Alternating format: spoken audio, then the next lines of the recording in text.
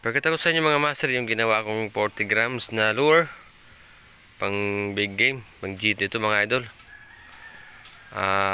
Maikli lang siya pero mabigat to.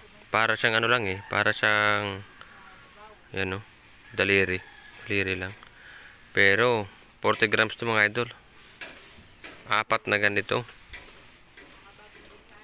Yan, tapos yan tsaka ito rin, apat din.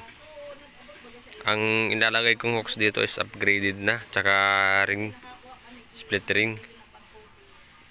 Yan, may ginawa rin akong pang sample to mga idol. Red head na bulinaw.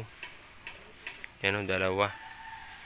Tapos red head din na stick bait. Maganda to sa beach mga idol. Yan maganda to mga idol titirahin to ng GT pag nakita agad to. Yan maganda to mga idol pag medium yung gamit nyo kaya medium heavy. Yan coated na.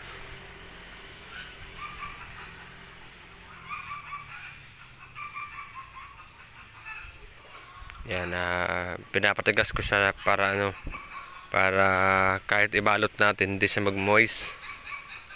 Talagang pero kung kahit hawakan mo na yan mga idol okay na yan, matigas na yan. Yan yan yung mga idol, flex ko lang sa inyo. Thank you.